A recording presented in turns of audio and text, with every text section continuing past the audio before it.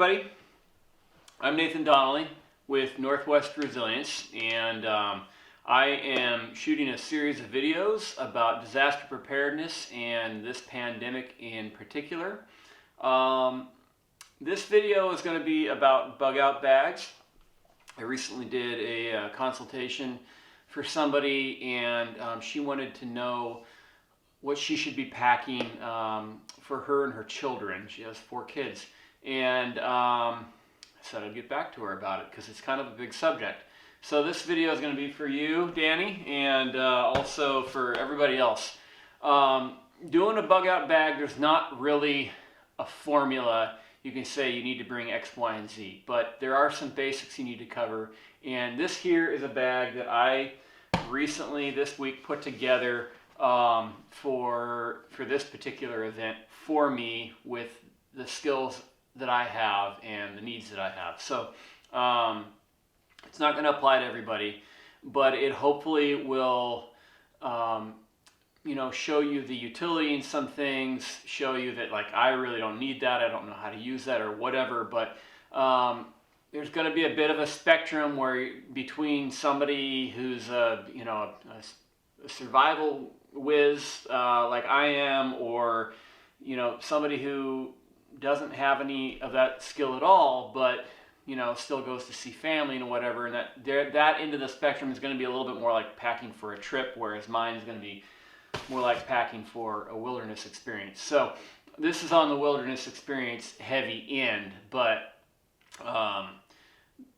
that basically means I'm going to have a few added things. So this is probably the good end to cover. There's a few things in my bag that probably won't be appropriate for you to bring. So right off the bat, I want to start off with what I tend to have on me as a rule in life. This isn't going to super apply to bug out bags, because my rule for a bug out bag is if I grab the thing, I wake up in the middle of the night from an earthquake or something else, butt naked, and I have to run out the door because my house is on fire. Down in my vehicle already, there's going to be a bag there that has the things I need in it to be good for the next few days at least. So people call them a 72-hour bag and things like that. 72 hours comes up a lot because if you've been in search and rescue at all, you know that 90% of people are either found or dead within 72 hours. So if you can get through that period of time, you're probably doing better than most people would. So that said, typically what I have on me is I'm dressed for whatever the weather is in my region in that particular day at the time. It's saying I'm not leaping out of bed naked.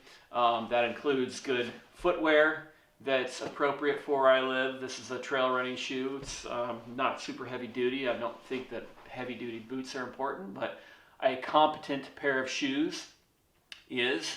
That doesn't mean high heels or even pumps. You need to have something in case your vehicle breaks down that you can walk home or to the nearest gas station or do some hitchhiking or whatever. So good footwear is pretty important. It's kind of like new feet. So choose the feet you want to have on should anything happen at all. Also on me every day, I have more or less a bit of a survival kit on me all the time. So right here, it's a folding pocket knife right now, but typically if I have a belt knife on, this would be a Leatherman tool.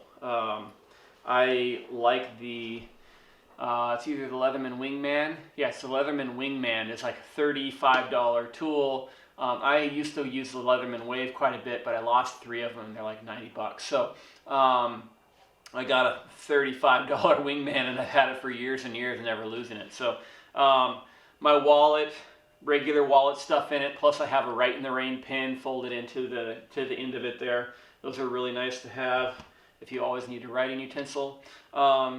In the wintertime, I always keep a very small AAA LED flashlight, AAA battery LED flashlight. And this one here has got multiple functions to it and brightnesses. So these things, look how teeny it is. It's as small as the mini Bic lighter that I keep with it. also. So these two things are in my left pocket. I have a fire starter. I have a very reliable and waterproof flashlight. This one happens to be made by Through Night. It is the TI3 V2. It's been in my pocket for 2 years. I totally recommend it. And I don't even know if I've ever had to switch the battery out in those 2 years. So mini Bic, if you're going to get a lighter, Bics are the most reliable one you can buy in North America. Other parts of the world, the Cricket lighter is also really well, highly regarded, I hear. And then Zippos are also really nice, but they need to be refilled and they actually dry out pretty regularly. I was in the habit of carrying a Zippo for on and off for a few years, and I found that they weren't reliable because the fuel dried out in them. So I get a lot more mileage out of a Bic. I still have a Zippo. I think they're cool, but Bics have never failed me, and I have been using them for over 20 years. So I stick with what works. And then right next to me, I have my pack. Okay. Also, I have on a fixed blade knife. It used to be I only wore this in the wintertime because a larger blade with a fixed handle allows you to chop into larger pieces of wood and get to the dry wood inside. Now I've just committed to being, I'm a survivalist, I'm going to wear this thing all the time. I live in a rural community. It's not weird to see people walking around with knives on their belt. So I'm totally comfortable with doing that, and just decided I'm going to be me and do the things I like to do, and that's use knives. So I'm keeping one on me all the time. I have two packs here.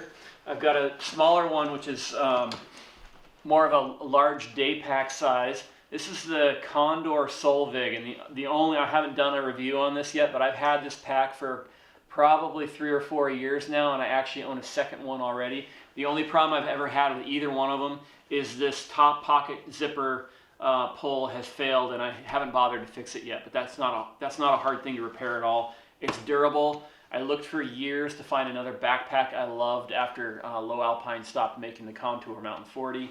This is it. I'm really happy with it. I'll do a review on this someday. But I'm showing you two different packs because if you've got kids or you're not planning on trying to go somewhere to spend the night, you're not going to have a sleeping bag or a shelter in it, then this is probably more the size that you want to go. Or if you have a high school kid with you or something like that, you won't want them carrying something probably much bigger than this. High school or junior high.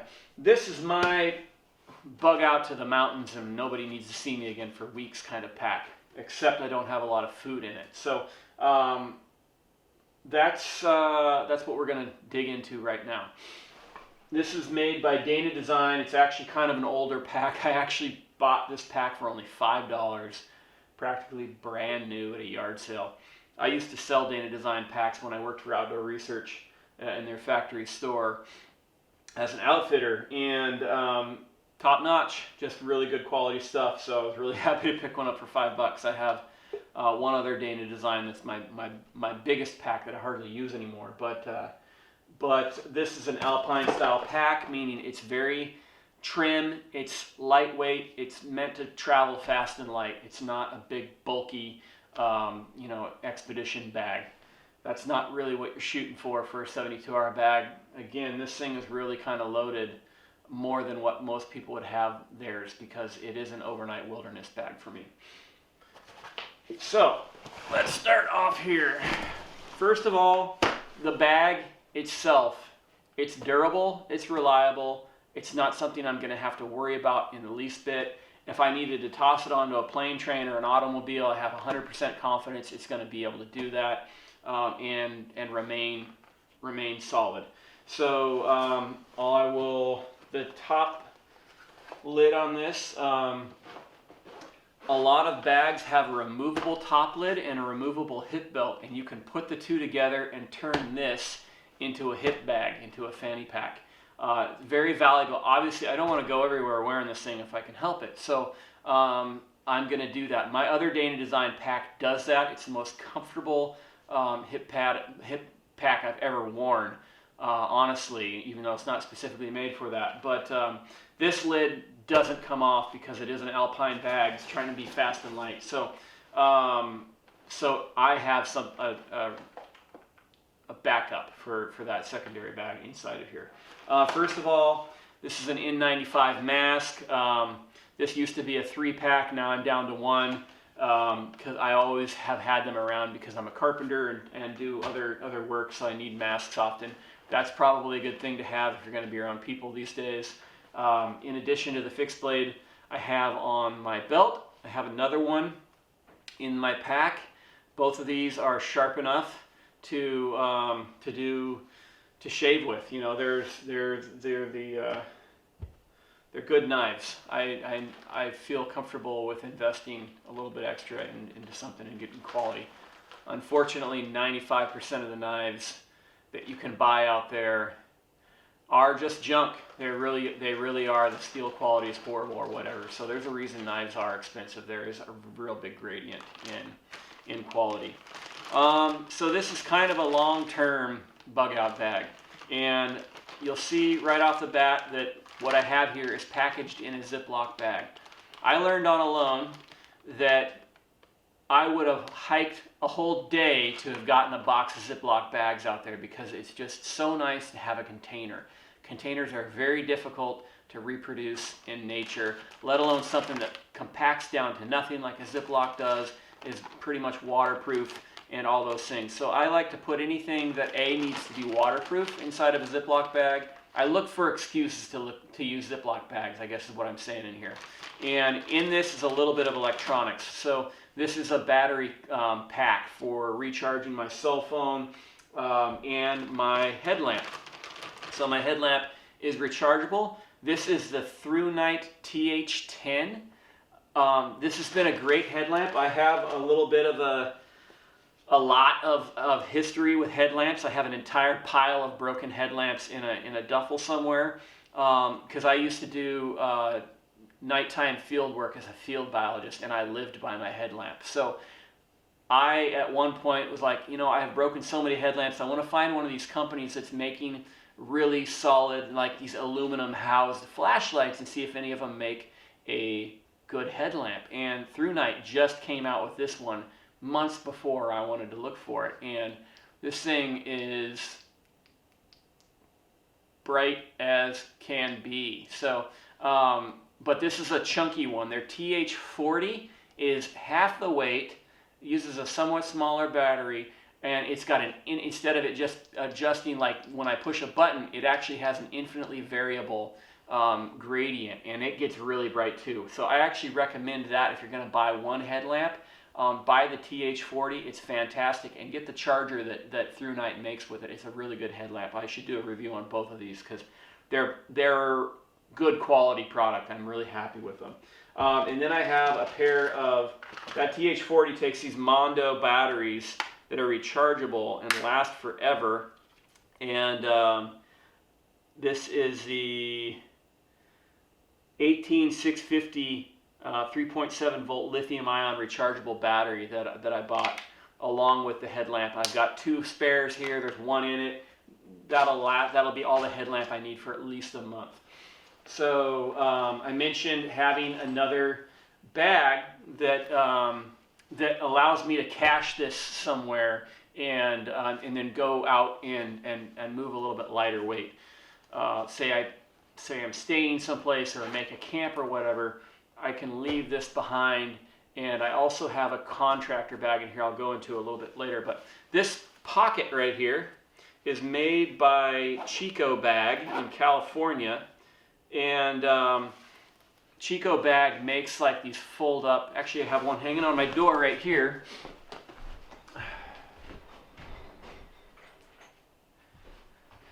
They're one of the companies that makes these fold up grocery bags that are reusable. And thankfully Washington finally isn't allowing disposable plastic bags anymore, but this whole thing is a pretty large bag, and this might be all you need instead of this. But if I'm going to go out and harvest some wild edibles or go out into town or something like that, then this is going to be really handy to carry and not look so suspicious as a giant bag. So if you're planning for a gray man kind of mentality and you still need to go visit society every once in a while, something like that's really handy. This right here is a little day pack. It's a 15 liter day pack. It's called their Day Pack 15. I've had this for, 6 or 7 years now, actually. I bought it when I lived in California. And that little pocket turns into a pretty nice day bag.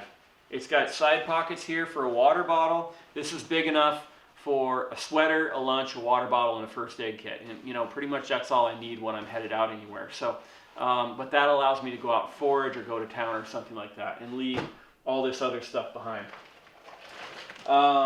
This is a Sawyer water filter. I highly recommend these things. They're super affordable. I think these are like 20 or 25 bucks now. They do a tremendous amount of water. You'll never overuse it for water. You can use pressure or gravity or sucking on these things to make water go through them. And it comes with a bag and a cleaner and some little bits and bobs on it. This isn't a review for this, but I really like the Sawyer Mini and the larger Sawyer for water filters. I've taken this backpacking. I've used it quite a bit. I'm very happy with them. I've only heard good things about them. So I recommend these Sawyer Minis. You might want to pick up 2 or 3 of them. One thing that you should know about water filters, really all water filters, is if you use them and they're wet inside and they freeze, the ice crystals from freezing will destroy the filter and you won't necessarily know it. So your 0.2 micron just went away. And you could be sucking raw water in, and that's not a good thing. Water filters are good to have. Chemical treatments and heat are the other 2 ways to treat water. I think that it's a good idea to have multiple ways to treat water, and my cook set is the second way that I'll get to here in a minute. But this is another surgical mask. I have 2 or 3 of these. In addition to that N95 mask, again, it's in a Ziploc bag to keep it clean, and because I have these bags are a good resource. And this is an extra, just little produce bag in case I have some wet laundry or something that I want to put inside of the pack that I don't want to get everything else wet. Actually, the reason I stuck this one specifically is because I have a tarp in here, and oftentimes you have to break camp before you can let all your gear dry. So this opens up to big enough to put my entire shelter inside of it and keep the remainder of the interior of my pack dry. So that's everything I have in the lid. You'll see this big old chunky sleeping pad that I have here, and you'll see that it's kind of mangled. Like it's tore right here. It's got, my dog's been using it for a bed. It's not in good shape, okay? And I've got paracord wrapped around it and all kinds of stuff. Imagine how many times this would have gone flat if it were an inflatable sleeping pad, okay? I use the heck out of my gear. And I have popped, when I worked in the outdoor industry, I was a gear reviewer. I was getting stuff left and right all the time that I could test. And I flatted at least 6 different inflatable sleeping pads. This is a piece of safety equipment. This keeps your warm body off the cold ground in addition to making you comfortable. This isn't a comfort item, it's a safety item. So if you're buying a sleeping pad for comfort, you're making a mistake. This thing makes my life more comfortable. I think they're totally comfortable to sleep on. There are other things I can do to make the ground softer, like put boughs down or something like that if I want it to be more cozy. But I can also use this on rough rocks and pokey logs around the fire. This is like a piece of furniture I can use all the time. It can also be used as a splint. You can wrap it around a broken limb and then tighten it up. I have, on one occasion, made emergency insoles for a pair of mountaineering boots when I lost the insoles that happened in them. By just cutting the shape out of it and put it in there, and it worked brilliant. I hiked like 15 miles in them that day. So, and then I typically wrap them in parachute cord, because another thing, like the Ziploc bags that I'm always trying to sneak into my gear, is a few lengths of cord here and there. Most people know all the wonderful things that you can do with parachute cord, but even like this one little 3-foot section that I have wrapped around here, I can use that to make a bow drill fire, or tie up a couple of tripods for an overnight shelter. So just little lengths of cord like that, I stick them in there in my hat band, whatever. I always have little lengths of parachute cord. And Bic lighters, I stick those in random pockets all the time. Next, I have my cook kit. This is my 2-liter pot that I got from Pathfinder, the company that, well, Pathfinder is all you need to know. This is a 2-quart pot. For myself, 2 quarts is the perfect size, even for 2 people. It's really nice for cooking in. This is, a good sized meal can be cooked in this, but this is a little bit of a nesting set here. So inside of my 2-liter pot, I have a 900 milliliter titanium pot that is really kind of like a big mug. But I like to have this so that if I'm cooking a meal, I can also be purifying some water or making tea. In addition to that, if I have a second person with me, then this becomes a second eating vessel. It just adds a lot of versatility to my kit. Typically, I like my pots to have this bail on them because I usually hang my pot above fire, and I'm cooking on campfires more often than I am a backpacking stove. But this also has these batwing handles on it that allow it to be useful on a stove and make pouring a lot easier. But this is a stainless steel pot. I don't like eating out of aluminum. I know it's not healthy for me, so I don't do it. And if this thing were aluminum, the use I put on it, it would be utterly destroyed by now. But this thing has held up really well, and it lived hanging above my campfire for 72 days on a loan. So this thing has been tested. You can see all the black smoke that's still stuck on it. This sucker has been used, and it's still as good as the day I bought it. It's just dirty now. So inside of the titanium cook pot, and I do get titanium sometimes because it's durable, it's healthy to eat off of, it's lighter weight than aluminum because it can also be thinner because it's stronger than aluminum is. And I just don't want to, this is kind of a frivolous item. It's not absolutely essential, but it doesn't weigh a darn thing. So it just goes in there, and since it nests inside of my pot, it doesn't take up any room either. I have also a titanium mug. This one is a double-walled mug. I can't use it on a heat source, but I don't need to because I have that larger one there. And this double wall keeps a hot beverage hot longer, obviously. But I've been really happy with this one. It's a 450 milliliter titanium mug. There's a bunch of them on the market. I don't think any one of them is better than any other. But I also went through my my collection of plastic containers. This is a little, like, it's an old mayonnaise or peanut butter container that I will use these often to make fire kits, or I will keep things. What I have inside of it right now, this is a P-38 military